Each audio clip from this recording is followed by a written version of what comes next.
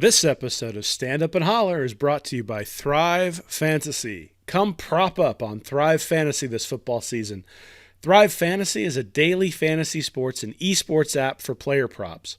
With Thrive, you can eliminate the countless hours of research and focus on only the top tier athletes that have the biggest impact on the game.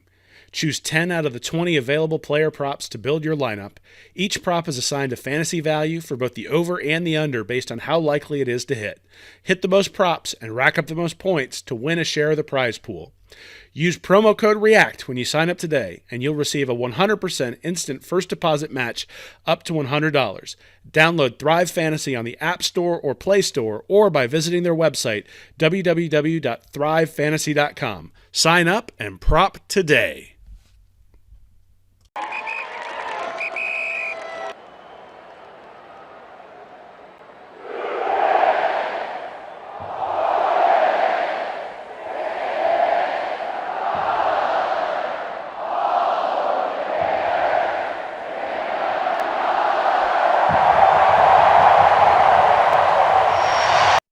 I'm Nick Knudsen, joined by Will Miles. Welcome to Stand Up and Holler. On this week's episode, we'll start off with a couple of comments made by Steve Spurrier regarding where Florida went wrong under Dan Mullen, and the head ball coach, not the old ball coach. He corrected that. The head ball coach shares his thoughts on the new head coach, Billy Napier. We'll take a look at Will's article on Reader Reaction about how Billy Napier has put rivals on notice and that things are about to be different in Gainesville. And finally, the Gasparilla Bowl. It's Thursday night. How do the Gators and Knights stack up? We'll take a look, do a quick preview of that game.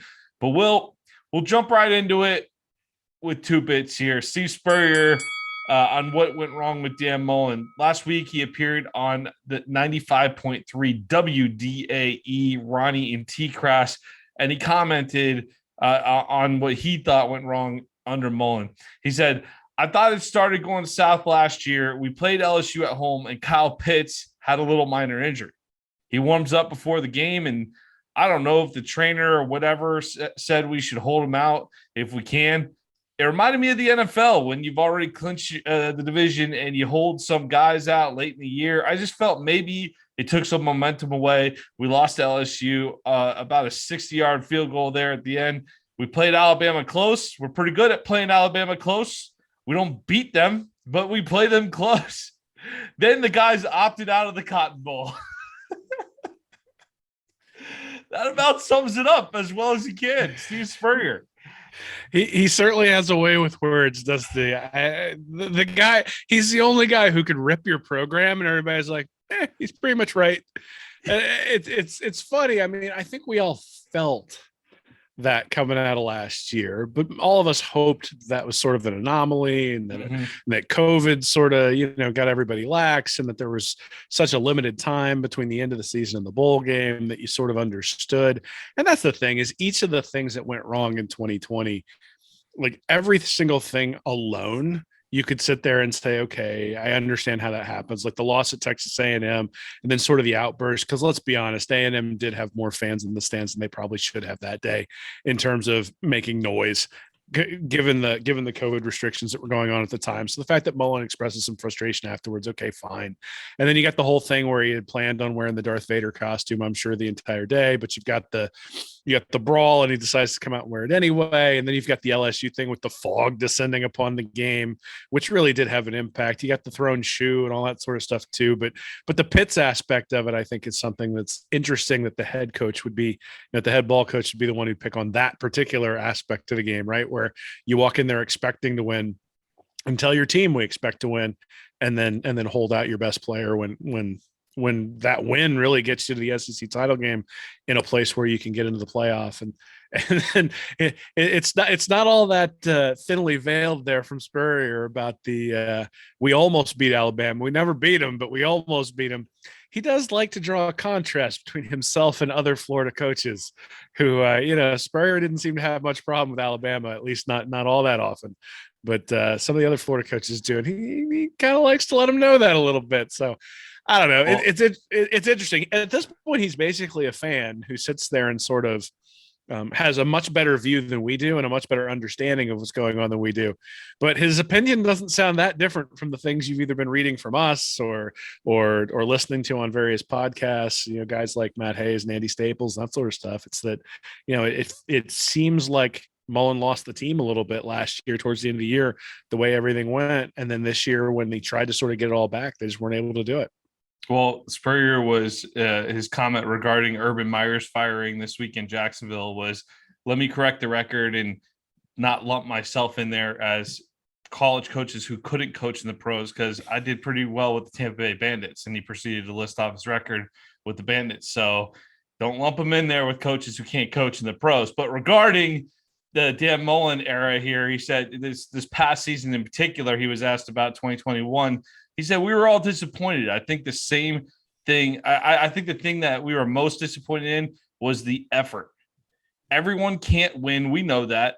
But you're supposed to go out and you're required to give the maximum all the time and play with discipline.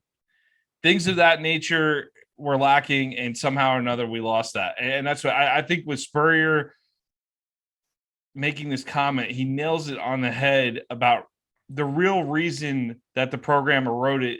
At the end of the day, it wasn't that you lost to LSU this year. It wasn't even the loss to South Carolina. It was the how you lost. It was the lack of the heart, the lack of effort. I mean, think about it. We talk about the season. We don't talk much about that Georgia game right now. The games you talk about are that South Carolina game and the LSU game, because there was aspects to both of those games this season where the effort was just so poor, or the discipline, the gap discipline, either whether it's on the field or mental, physical or mental, the parts just did not show up to a couple of games this year. And I think that's the absolute reason that, outside of the recruiting aspect and some of the things external to the program, that's the absolute reason why Dan Mullen is no longer in Gainesville. Yeah, I mean, the recruiting part of it is only because they were losing to those inferior teams, right? If you don't bring hope from a recruiting perspective, then you got to bring hope from play on the field. And giving up 50 points or however much they get up to Sanford doesn't give people a whole lot of hope. And so at the end of the day, what are you keeping somebody around for? I think that's sort of the opinion most people came to, right? It's that, hey, I'm willing to give Mullen. I was willing a couple of weeks before I think right after the LSU game, I was willing to give Mullen another year. It was after sort of just everything fell apart against Missouri and against South Carolina, and he went, all right, now it's time to make a move. It is interesting that Spurrier, I think, gets criticized, and maybe rightly so, for quitting sort of in the middle of the year when he was the head coach at South Carolina. But you almost wonder whether that's better than the alternative, which is somebody sort of riding out the year when they don't really care. Right. And Spurrier has experience being in that case where he knows the season's over. Essentially, he knows he doesn't have the fire anymore, and he just sort of stepped aside that year in South Carolina. And Dan Mullen obviously didn't do that this year, but I think there was definitely a marked change in his sort of attitude towards both reporters, and then also his attitude towards what was actually going on the field. And so, like I said, Spurrier knows this better than anybody. He knows the expectations of Florida. One of the reasons they left for Washington is because of the expectations at Florida, but nobody's done it better. So certainly to have him sort of reflect back at us some of the things that we've been thinking over the last couple of years is a little bit comforting. It makes me think like I know what I'm talking about, because you got the head ball coach sort of, mimicking the types of things. And I mean, he's got to have a lot more inside information than we do, right? I mean, in terms of, what Mullen was going through, and, he was giving them those little bottles of wine every time he got a win that sort of gave him a record there at Florida. And then all of a sudden, just everything went downhill. And Spurrier was over the front row seat for it. So, from the standpoint of how accurate is this assessment, I think you'd say it's more accurate than your eyes assessment, but it's pretty much the same assessment that you and I have had all the way throughout the end of 2020 and now into 2021. These are things you hear guys like us say. These are not things you'll ever hear Scott Strickland talk about. He'll, couch it in different, more constructive language. Steve Spurrier will just come out and directly say it. Strickland said there were that the wins and losses were not the thing that dictated. Well, not only that, he said this was not just about losses. It was about the underlying issues within the program and the losses were a symptom of those underlying issues, that's about as strong as you'll get from an athletic director who's making a change. Sure. In terms of saying that things are broken beyond just the play on the field. And Spurrier, I think, does it a little bit more lighthearted way, but it's generally the same thing, right? There are players who don't want to play for him. There are guys who were willing to go out and play on the field once certain coaches had been let go, who weren't willing to play as hard when those coaches were still around. And I actually think that in some cases, the reason the season started to turn a little bit in that Missouri game, and then certainly in the Florida State games, I think they got embarrassed against Samford. And I think if it had been, if they hadn't had that Samford game, I'm not sure they turn around against Florida State and even make it close against Missouri. I think that Samford game sort of shook everybody out of it and said, okay, maybe it wasn't all Todd Grantham's fault, because we just stunk against Samford. Well, we're pretty good at playing Alabama close. We don't beat Alabama, but we play them close. The old ball coach, head ball coach, sorry, he made a point to correct that on the radio. And the head coach of the championship, Orlando Apollo, so he can coach pro football, for the record. 4 bits. Will Spurrier also had some interesting comments on Billy Napier. Pretty much most comments Steve Spurrier makes are interesting, so I don't need to use that caveat with it. He said, I think Billy is a very strong individual coach who will demand effort and attitude with the players. He wants to run the ball. He uses 3 running backs, keeps them fresh, and so forth. They balance the run and the pass, and they'll have a good defense that plays with sound technique. Don't beat yourself and make stupid penalties. I think we had a lot more penalties this year than normal. I think he's a real solid ball coach that is going to get it going. Now, he didn't inherit a great team the way I did in 1990. I stepped in there. We had 8 starters on defense returning from a team that was 3rd in the nation in total defense. Those guys could play. Billy is not inheriting a tip-top team. So another shot at Mullen out the door there. But, I understand this is not what you're inheriting if you're Spurrier in the 90s, but Spurrier's got to remember nobody is Steve Spurrier. So I think that's an interesting thing that he's going to use his own experience, obviously, as a metric there. But I mean, Steve Spurrier is never going to happen again at this school. So we're going to have guys who can kind of live up to part of what he did, but that whole experience is never going to happen, Steve. So I think it's good that you're pointing out that it's not the same team, that type of team you inherited. However, this is probably a more common type of situation in a coaching change. Yeah, a little bit. So I think there's a lot of truth. In the bonus episode here today, we're going to talk a little bit about the transfer portal, who Florida should be going after. And certainly I think there's some interest in a lot of different guys. And part of that is because of the holes that are on the roster. And Spurrier sort of alludes to that, right? That he's not going to have a shut. And Spurrier comes in, if he's got a shutdown defense, that what Spurrier is going to do on offense is going to have Florida being really good, which is basically what happened there in 1990. But I do think he sells himself a little bit short, considering what he had to do when he came in and turned the program around, and the level of success he was able to sustain. That's very impressive. I think the jury's still out on Billy Napier. The thing is, I'm thrilled about Napier. Now, I will say that you had Lane Kiffin today tweeting about the next father-son tournament. He had Tiger Woods and Charlie Woods, and then he had Kirby Ben Saban's kid on the the PNC, whatever that golf championship is. So it would have been interesting to have Spurrier and Lane Kiffin in the same building. But if we don't get that, I want somebody who's going to be a program builder, and I'm thrilled that Napier's the guy they selected, based on all the things that we've already seen. But it's interesting. I saw today on Twitter that Greg McElroy has tweeted for the last 3 Florida head coaches that we should be glad we've got these guys. They're going to bring Florida back to prominence.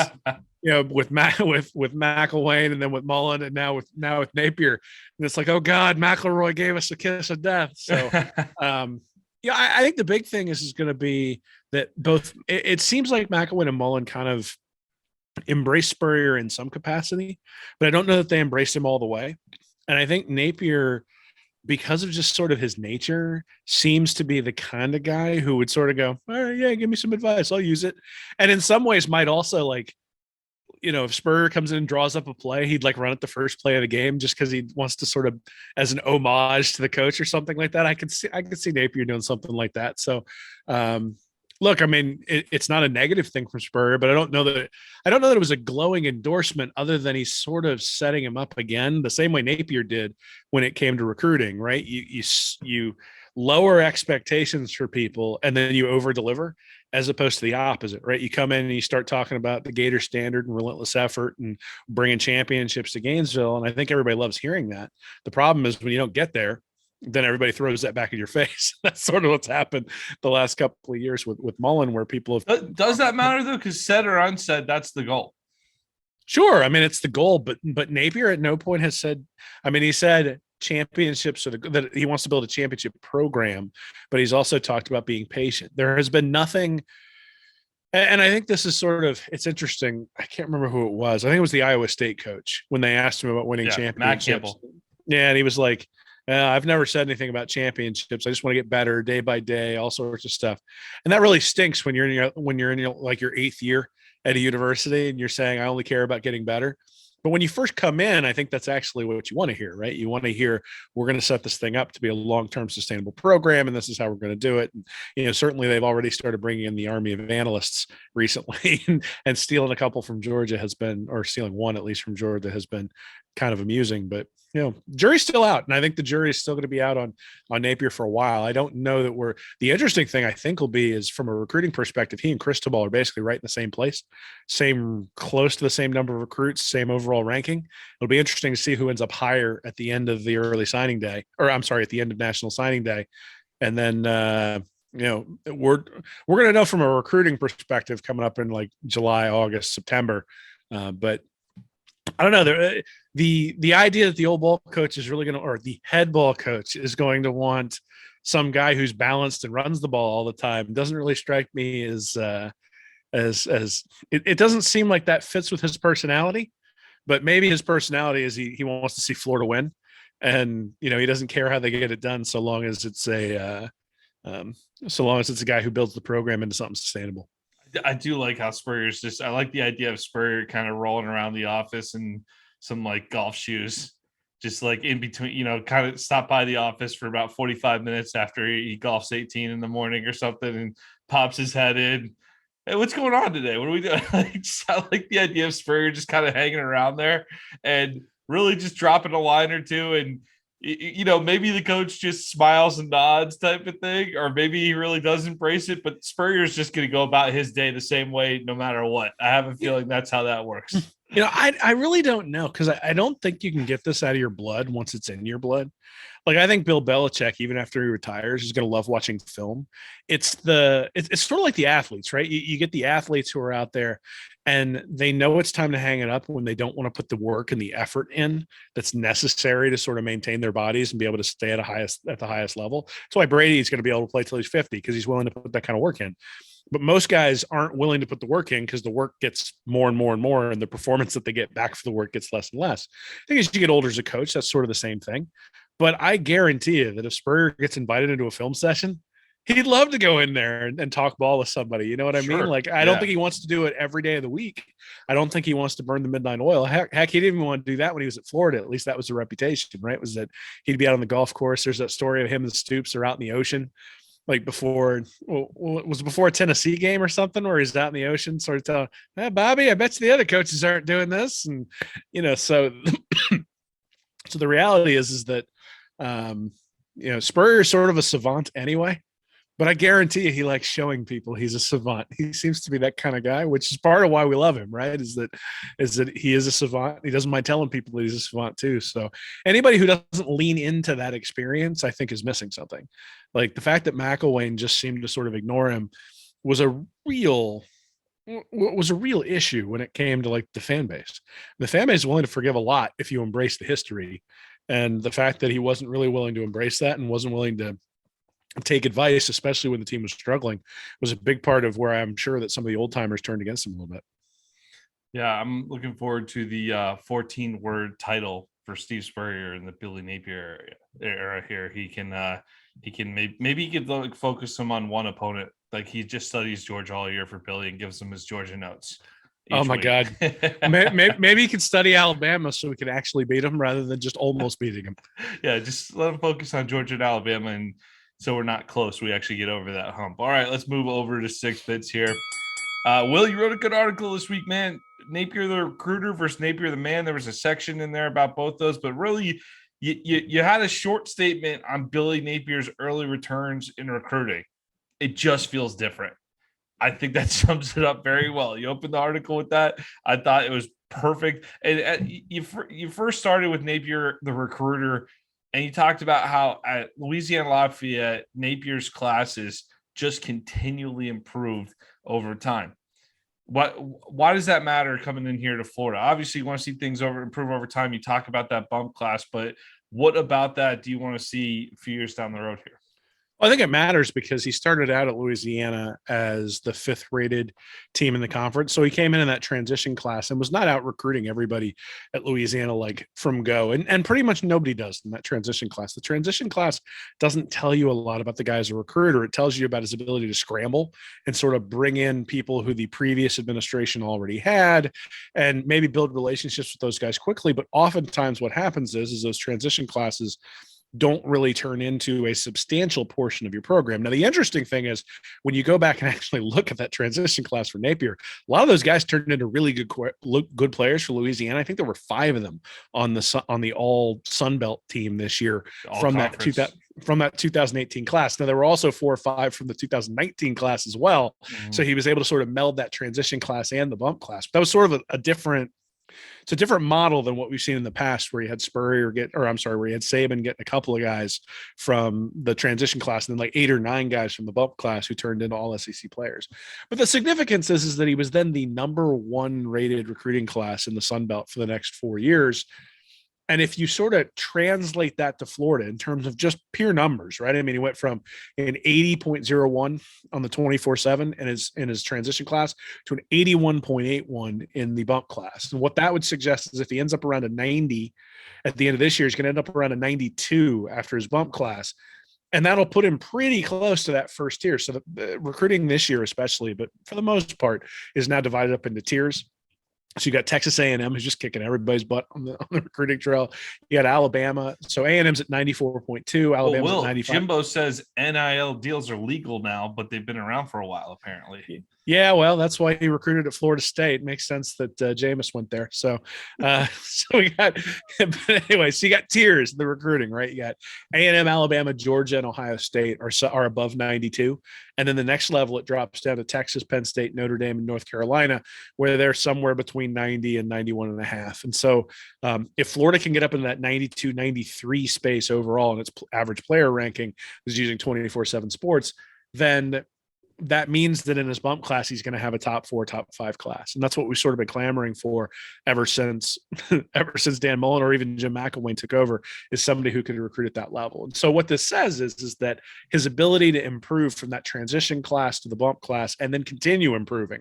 So in year 1, he was at 80.01. At year 4, he's 83.53. So again, if you look at year 1 of Florida, if he gets up around 90s at 89.8 right now, and he can increase that by 3.5 points, now you're up in that really solidly in that tier 1 in front of Georgia right now, just behind Ohio State and then behind A&M and Alabama. And so that's right where you want to be, right? From a recruiting perspective, that doesn't guarantee anything.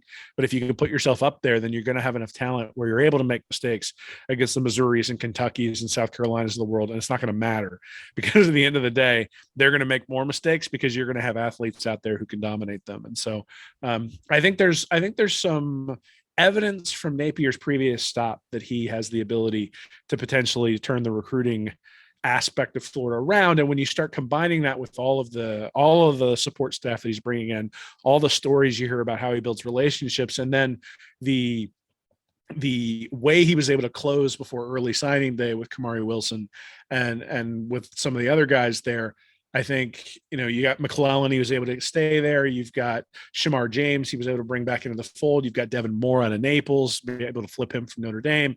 You start looking at it in that first year, Zook had 4 top 100 guys. Meyer had 2. Muschamp had 4. McElwain had 2. Mullen had 4. Napier's now got 3 top 100 guys. If he can pull another 1 or 2, then you're looking at a guy who, at least at a transition class level, has equaled what everybody else has.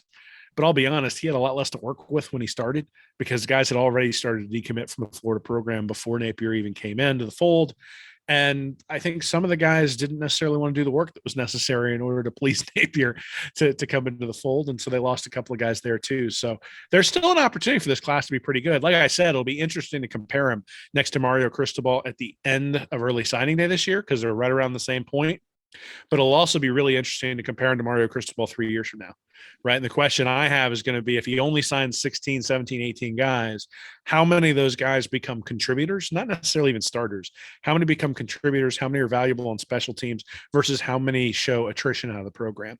Because if you look at the 18 and 19 classes for Dan Mullen, there were some hits there. I mean, Kyle Pitts was a hit. Emory Jones was a big part of the program this year. Trey Dean, Amari Burney, Damian Pierce, all those guys contributed. But then you start looking at like basically the bottom half of those classes, and it was all transfers and guys who never played and those sorts of things. And so the hit rate at the top actually wasn't that bad. It was that there really wasn't much of a hit rate as you went down at the bottom. And in fact, you got to the point where at the end of 2020, everybody was lauding Jim McElwain for his talent, for his eye for talent with some of the 3 stars and 2 stars that he brought in that Mullen was able to win with. And once it transitioned over to those 18 and 19 classes, that's when the bottom fell out. Yeah, and unlike some of his predecessors, Napier had all of 10 days to get some of that class together before early signing day. Yeah, Mullen had that too. These kids Mullen are getting locked up. Too. Right. But McElwain and Muschamp and Meyer, they didn't have to deal with that. That's a big adjustment in the recruiting world. Will, you also talked about what impressed you with Napier as a person so far too. I'm on this direct quote from your article here. You said that you think that Napier has a chance to be truly special because of a quote you heard from him at the beginning of a press conference. He said, specifically, I'd like to thank the UAA pilots, man. I mean, we've got some of the best in the entire country, and we're very thankful for that. And Will, you pointed that out. We talked about one of the reasons why Strickland was immediately drawn to Napier. I mean, outside of the excellence with the football realm at Louisiana, is he saw a short YouTube video. I think Zach Alberverdi had written an article about it. I think it was on the Gainesville Sun at the time. But he was talking about how Napier in the article was standing in the path of some student workers, and he slid to hold him in the media scrum aside to allow the student workers to pass. And Strickland was very impressed with that level of humility when you're sitting there and you're giving a shout out like this on a national stage. I mean, how often do football coaches talk about their pilots like this? That speaks to a guy who's paying attention to the people around him and maybe why he's so successful in assembling the army he's trying to build. Yeah, well, it wasn't just that he thanked the pilots. The pilots were sort of the first ones that he thanked, but he thanked the Gainesville community. He thanked Bonnie Hopper and Kim Adams, who are on the current recruiting personnel staff. He thanked the previous staff. He thanked the creative media team. He thanked the video staff. He thanked the Hilton Hotel. He thanked Spurrier's restaurant and Gator Dockside and some other places around Gainesville. And in some capacity, you look at that and say, okay, like that's easy to do, but that was the first thing he did. And, you know, you start looking at it and you go, okay, so he did that. Does that mean that's his nature, or is he doing it because he's sort of putting on a mask and trying to show people that he's different? And, you know, it could be one, it could be both. But then you go and you listen to all the people from Louisiana. I mean, you got guys from Louisiana Raging Cajuns podcasts who are actively rooting for Napier to clean up on the recruiting trail at Florida, right? You've got that video that came out at the end of the game for the Sun Belt Championship where he talks about moving on to the next step and he gets all choked up as he's telling his players he loves them. And they all are cheering for him, even though he's leaving, right? And I guarantee you that not everybody's happy that Napier left. But I haven't seen anything that anyone has said that's negative. And I know it's out there. I know that he's not perfect. I know that there are going to be issues, but we all have those people in our lives that we've met. And when we meet them, there's just something about them that you go, I can trust that person. And it doesn't matter. It's not like a look or a voice or anything like that. It's just, there are people who you connect with. And when you connect with them, you go, I can trust them. And I think one of the things that sort of struck me very early on in the Mullen era was that it was very difficult to buy into everything he was doing because I didn't necessarily understand it. Like when he talked about The fans need to show up, and that would produce wins. That didn't make a whole lot of sense to me. The spring game where he had sort of the old timers jump off the sidelines, that didn't make a lot of sense to me. There were sort of those things over and over again that really were just sort of awkward. And you looked at it and said, okay, he's my coach. Like, I'd send my kid there because I like Florida, but I wouldn't send him there because of Dan Mullen. And I think there are people who send their kids to Alabama because of Nick Saban. And let's be honest, Saban can be a complete a-hole, right? Like, there is no doubt that Saban can be incredibly demanding.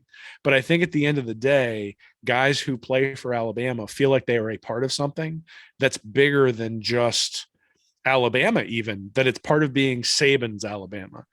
And that's the thing that I started to sort of think of towards the end of the article. And I think I even said it, which is that, I'd want my kid to play for Billy Napier, at least right now, based on what I've seen, because of Billy Napier. That's why it feels different, right? Like, I'd love for my kid to play for Florida. I'd go to every game. It'd be an awesome experience to have my kid playing for Florida. But if Billy Napier was someplace else and my kid said, hey, I want to play for Napier, I can understand why based on what I've seen so far. And I think that maybe what guys like Kamari Wilson and guys like Shamar James in a week or two were able to experience. Now, you're not going to be able to do that with everybody. And not everybody values that, right? Like, a lot of people look at it and say, look, Ohio State's going to get me to the league faster. Ryan Day, whether I like him or not, it's going to get me to the NFL. I'm going to Ohio State. It's all well and good. But some people really value that sort of familial atmosphere. And based on what we've seen in Louisiana, and based on what we've seen so far in Gainesville, that doesn't look like it's fake. Maybe we'll be proven wrong. I mean, we've been proven wrong before, right? This is the definition of the honeymoon phase right now, isn't it? Absolutely. But but the thing is, so I'm reminded, I mean, everybody thought Tiger Woods was great until the Thanksgiving incident with the golf club going through the back of the SUV. And now we've seen that he's human. And, I don't want to build up Billy Napier into somebody who's flawless. I don't want to build up Billy Napier into somebody who's going to do everything right. But what I do think is that, like I said, we all have people in our lives who, when we've met them, we trust them. And Napier has that quality. For somebody I've never met before, he's got that quality. But he's also, I've met some people, I've talked to some people, even before Napier was hired, I talked to some people who would know, who've talked to Napier one-on-one. And the comments that came back were, this guy's the real deal. This guy's genuine. And those were sort of all the comments that came your way had to do with that. Nobody cared about the football aspects of things. It was just, he's a dude you'd like to hang out with. He's somebody you can trust. And he's done nothing to dispel that yet. Maybe he will. Maybe things will fall apart.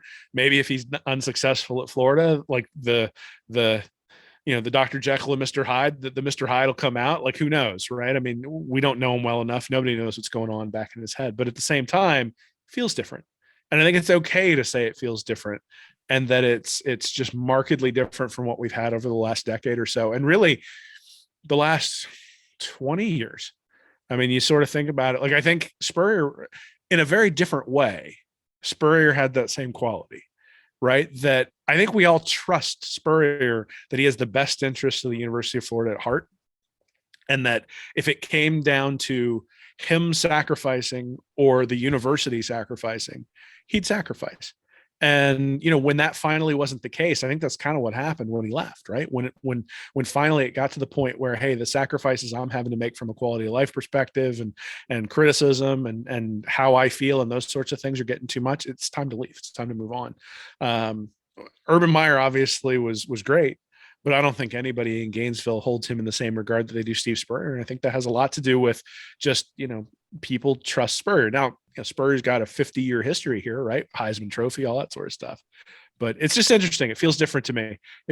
Maybe it's right, maybe it's wrong. Well, it feels different. Think about the history of Gator football. The point I'll give you is the hope is right now. You always talk about hope, right? The hope right now is that when you write the history of Gator football, Urban Meyer's going to have his own chapter. Will Muschamp, Jim McElwain, and Dan Mullen are probably going to be a quick chapter. The 3 M's or something like that. It's going to be a singular chapter in and of itself. I do look at this. This might not be a super popular opinion right this second, but it's just such a different when you compare Mullen and Napier coming in. Right now, we're out here saying, what do we got to do to get over the top to win a championship? Even though 2021 was objectively a disaster. It was a horrible season this past season.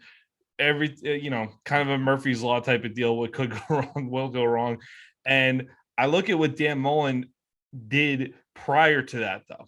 If we can stop and separate what frustrated us the past couple of years here and look at what he inherited coming into the situation in 2018.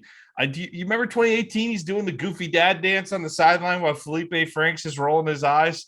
And it's kind of like the whole concept was we want to make Florida. Scott Strickland's openly saying we want to make Florida football fun again. We're out there talking about just making it watchable again and a fun product. And I do think Mullen elevated it to that point to where you can grab a guy like a rising star, like a Napier, who's going to be more of that business end, like that CEO type of coach to get you over the top to the title. It's a totally different. We did go up the mountain a little bit. We did make progress during the Mullen era a little bit, even if we backslid a little bit this past season. You're talking about playing Alabama close. We weren't talking about that in 2018, though. No, I think I've been very clear, and I hope people have heard it. I think Dan Mullen's left the program in much better shape than it was when he got here. Is he capable of winning a national championship at Florida? No, I don't think so. And I think he showed that. And I think that's why he was asked to move on. There was a limitation on the ceiling. Right? There's absolutely a ceiling, but his ceiling was considerably higher than that of Jim McElwain. And just all you have to do is you can look at recruiting. And as much as we criticize Mullen, his recruiting was better than Jim McElwain's. You can look at his on-field preparation and that sort of stuff. I think especially seeing him go from Felipe Franks to then Kyle Trask and now even to Emory Jones, you can see that he can manage or adjust his offense to different types of players in a way that I'm not sure that McElwain and Nussmeier could. The team's been averaging 35, 36 points a game for pretty much his entire era. And the team barely sniffed 20 for the entire time that McElwain was there. But each of them has their limitations, right? And Napier may have limitations too. We just haven't seen them yet. And so that's the thing, is he's going to have to answer a bunch of those questions.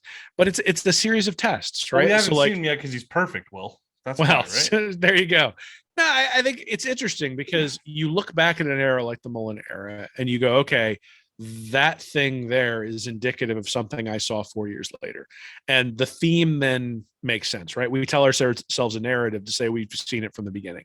And I think for the most part, that's usually wrong. I think from the recruiting perspective, some of us can make some comments that maybe we saw it from the beginning, but really I would say the reason people saw it from the beginning is because they saw it from the beginning in the McElwain era, or they ignored it in the beginning of the McElwain era and decided, hey, I'm not going to ignore it this time. But I think there is revisionist history when you go back and look at it. I got to be honest, if you'd have told me, oh, we're going to hold out Kyle Pitts in that game against LSU, I'd have been like, all right, that makes sense. Because I'm not sure you beat Alabama without a healthy Kyle Pitts. And so if you got to hold him out, you go, all right, that's a risk we got to take. Half of an LSU roster that had been awful. And I had watched that team a week or two before that. They played A&M and they could not score. Max Johnson looked horrendous. Well, so we'll get in and lights us up. It was unbelievable. So we'll get to see that at Texas A&M this year, where they've got more athletes than everybody on the field, but they're starting the equivalent of Stetson Bennett there at quarterback at A&M. Now that they got Max Johnson in there. So anyway, I guess where I was going is that every step along the way is a test. And I think there were early tests that both McElwain and Mullen, you looked at and went, all right, we'll overlook that. All right, we'll overlook that. And, we had a honeymoon phase with McElwain. I'm sure we had a honeymoon phase with Mullen as well. I don't know. It depends on the person, I think. But we at least made it to the first press conference, man. Yeah, we had honeymoon phases with each of those guys too. But I think that the tests that were failed started to pile up over time. And that's the thing, is we'll see Napier has passed the first test, which was early signing day and getting those top 100 guys in there. We'll see what he does in early signing day in February. We'll see what he does when he starts building his 2023 class. We'll see what he does in terms of the players and their strength and conditioning, whether they're stronger in the fourth quarter. But the reality is we're going to see 2 or 3 years from now, which is they're either going to be holding up trophies or they're not, because that's what happens in the SEC. So we don't have to wait for too long. And 3 years from now, people will be like, oh, you guys are bums. You've been saying that, just like I just did with McElroy, right? Like everybody will be like, you said he was so great that everybody loved him and nobody here likes him anymore. That may be the way it looks like, or it may be Napier was the perfect guy at the perfect time and Mullen sort of set up the pins for him to knock him down. And that's the narrative that we tell. Because Nobody was valuing what Ron Zook had brought to the table until Urban Meyer took over and started winning, right? And the minute he started winning, it's like, well, he was doing that with Ron Zook's players. It's like, yeah, but Those Ron players Zook don't win like that with Ron Zook, though. yeah. So, Yeah. it's a combination of all those things. And that's like I said, I do want to give Mullen a little bit of it. That's why I want to give Mullen a little bit of credit here. I know it was an awful way to go out. It was a rough season. You just saw it mentally. I mean, hey, we saw the same thing with Urban in Jacksonville, where it's just like bad decision after bad decision, and just the coach mentally check out. We know what that looks like. If you're a Jags fan, I'm from Jacksonville, so I'm a Jags fan too, unfortunately. But still Duval till I die, right? That's what we say up there. But I just watching a coach just slowly check out on a season. I had to watch it twice this year. Very familiar with what that looks like now, Will. Well, as long as Mullen didn't kick Crispin after he had the kick blocked against, was it Crispin who had the kick blocked against Head coach though? He can kick who he wants, man. Well, that's what I hear. That's what I hear. You can do it in college. You can't do it in the pros. That's the other thing I heard. So anyway, let's move on to a dollar. Go on to the Gasparilla Bowl preview here, and I did like Spurrier threw a little comment in there, like, well, hopefully it's going to be a big game for the Gators. No, UCF's going to take it as one. It's going to probably be one of their biggest games. So they're going to play the flagship. So they're pretty excited about it. But he threw that out there, and well, I mean, after last season, there's plenty of guys on this roster.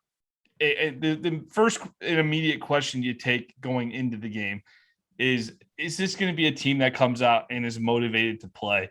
I think after we saw the way they responded in the Florida State game coming out, I know we saw Emory Jones struggle against Florida State.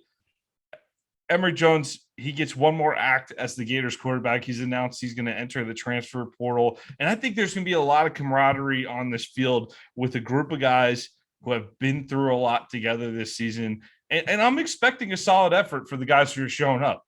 So I don't expect a complete no-show like we've seen a couple times. So like you said, I think that Sanford game is a game that, they've done the no-show games a couple times this year. It's not fun.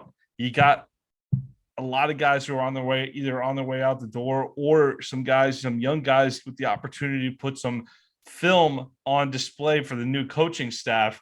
New coaching staffs bouncing around practice, I'm sure, these last couple of weeks here. I think it's a good opportunity. I'm glad to get this one done and over with before Christmas, and we can just enjoy the rest of our bowl season. UCF coming into the game at 8-4.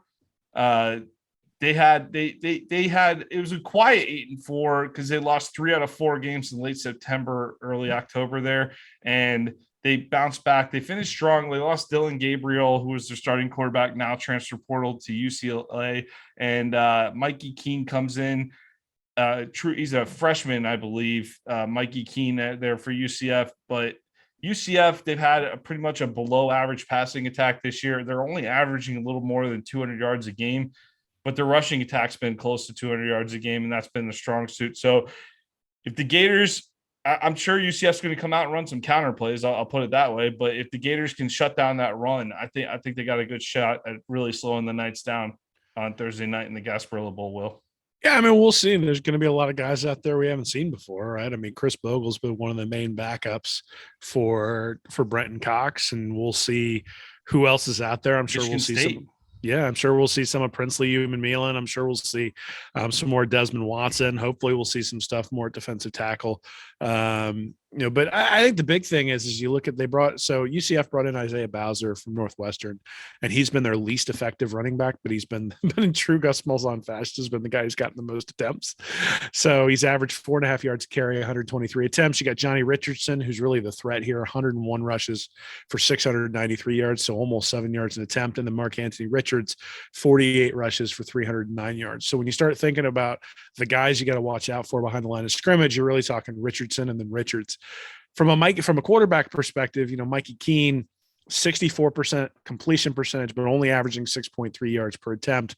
So even with 16 touchdowns and 6 interceptions, his QB rating's only 133. So he's really pretty average when you think about overall quarterbacks. A lot of dinking and dunking, a lot of screens, and the question is going to be, what can they do with that, right? So you got a guy like Ryan O'Keefe, receiver with 77 catches, and then the next closest is Brandon Johnson with 38. Those are sort of the guys. And then you do have Johnny Richardson with 22 catches out of the backfield. And certainly Florida's linebackers have struggled to cover guys out of the backfield for the last, 4 or 5 years. So Richardson again out of the backfield is sort of the guy you'd look for. I think the big thing, they are, so UCF isn't perfect. They've given up 25 points per game on the defensive side of the ball. It's not great. They scored 32 points per game, but a lot of that was with Gabriel in the first couple of games before he got hurt. And let's be honest, it's not a murderer's row of a schedule when you look at UCF either. And so I think from a FPI perspective, the Gators are considerably better, but this one's really going to come down to motivation, right? And just like every game that Florida has played this year, it's going to come down to quarterback run game, and the efficiency of the quarterback run game. And every game where Emory Jones has played well, he's averaged probably 6 or 7 yards per rush. In every game where Emory Jones has played poorly, he's averaged less than 4 yards per rush. And that's kind of been the tale of the season, has been when Florida's been able to get on the edge, when Florida's been able to get Emory Jones going in the running game, they've been able to win. And I do suspect, the Alabama game, they were able to dominate up front. And the guys who were out there were healthy for that Alabama game. And then they started going down like flies in the Alabama game. Gene DeLance got hurt in that game. I want to say Stuart Reese got hurt in that game as well. And Reese and DeLance were some of the two best offensive linemen, I think, in the country for the first 2 or 3 weeks of the season. And when you're an offensive lineman, they throw you back out there. But if you're hurting, especially getting out there on the edge can be complicated at that point once you're injured. I think we saw that as the season wore on. Florida had a limited number of offensive linemen they trusted. And even when they brought in guys like Tarkian and Braun, they weren't getting the same kind of push that they were getting when they had Reese and DeLance out there. So with all of the time to recover here between the last game of the year and now this bowl game, I do wonder whether we're going to have a healthier offensive line, a healthier quarterback, because I don't think there's any doubt that Emory Jones was getting nicked up throughout the season, especially he had like 17 rushes against Alabama. He had like 18 or 19 rushes against Kentucky. By the time he got into the meat of the SEC schedule, I think Jones was starting to wear down a little bit. And at the end of the day, you need to be efficient in the run game. So I think we're going to see some of that. I think we're going to see a lot of quarterback run. I think we'll see more of that weird option play where they run it to the near side. And for some reason that always seems to work and they're able to get to the edge. I think some of the stuff that we saw in the Alabama game is stuff that we'll probably see in this one. And assuming that the team is motivated, I think they'll probably dispatch a UCF pretty easily.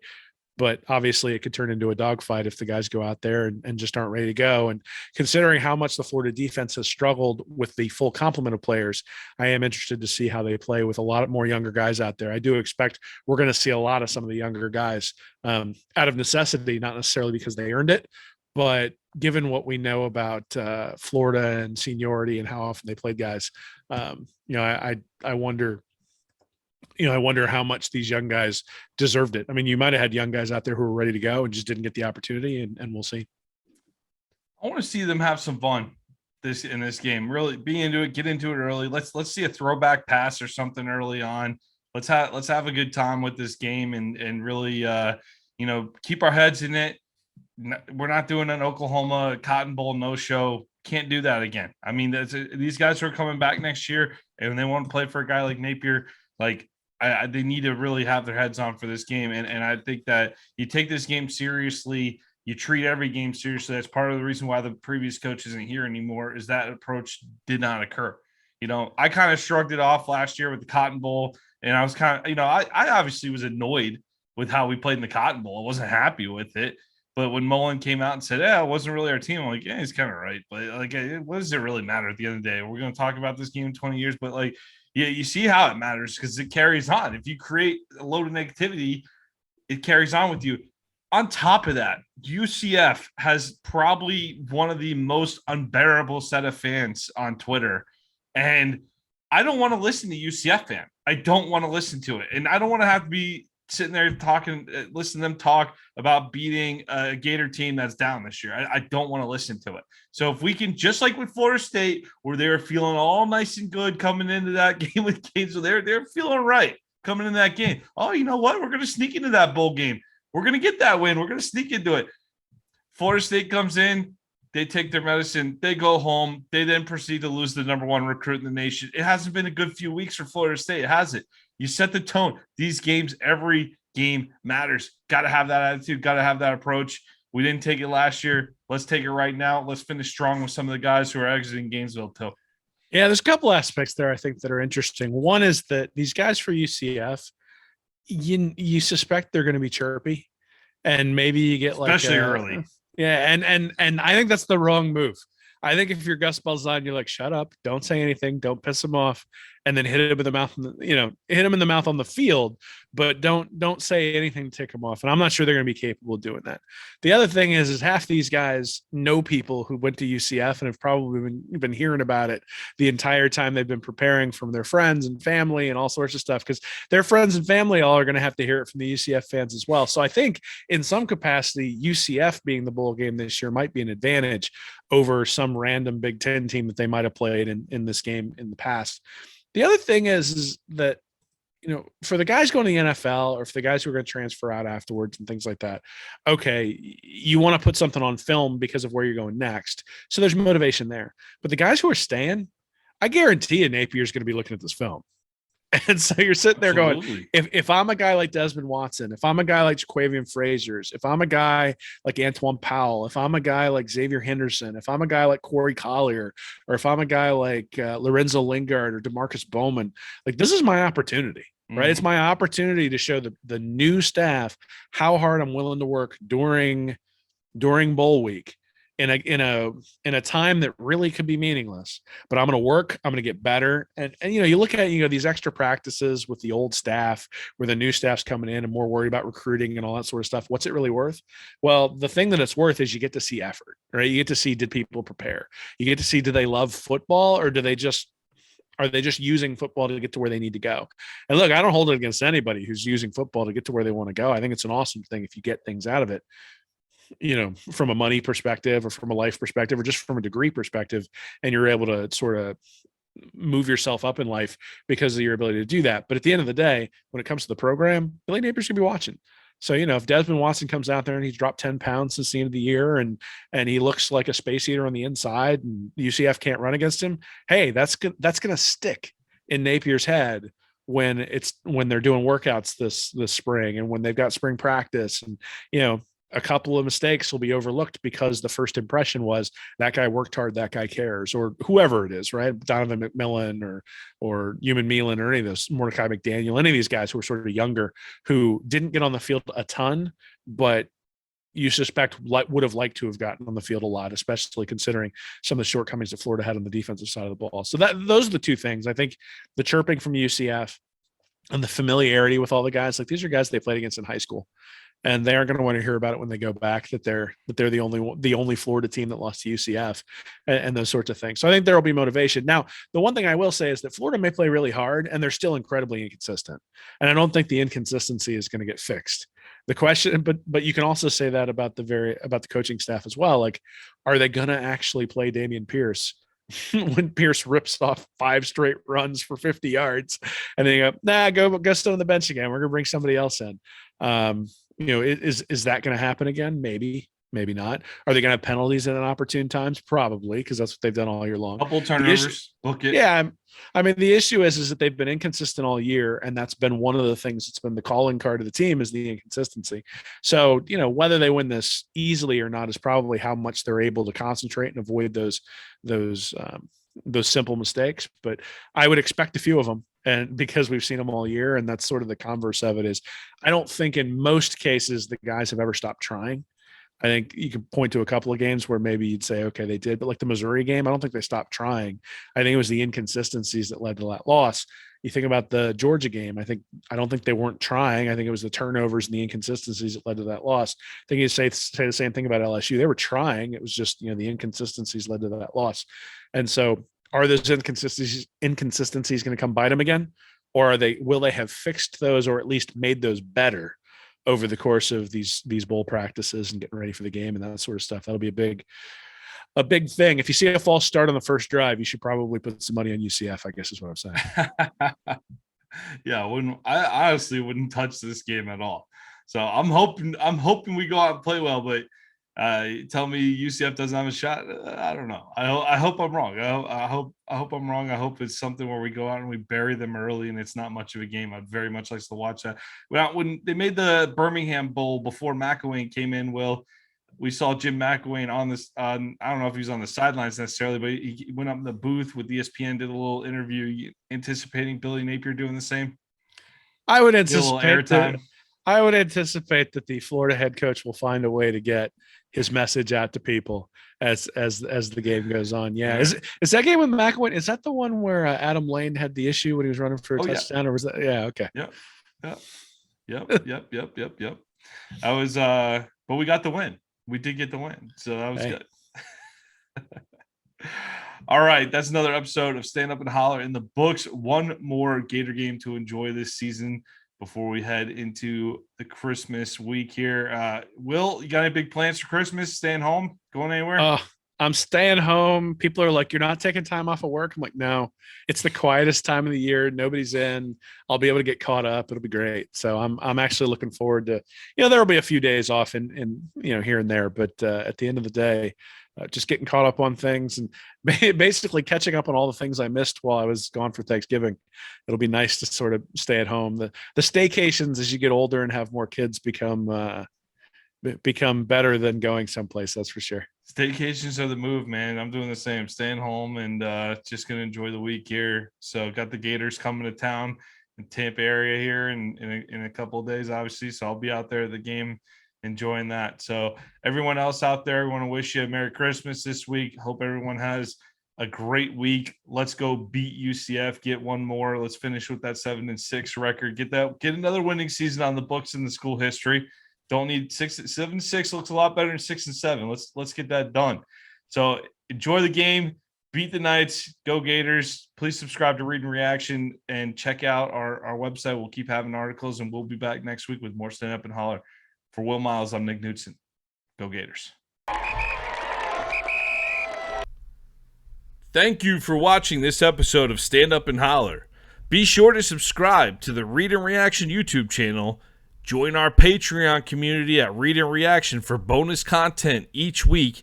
And check out our website at readandreaction.com. I'm Nick Knudsen, joined by Will Miles. And as always, go Gators.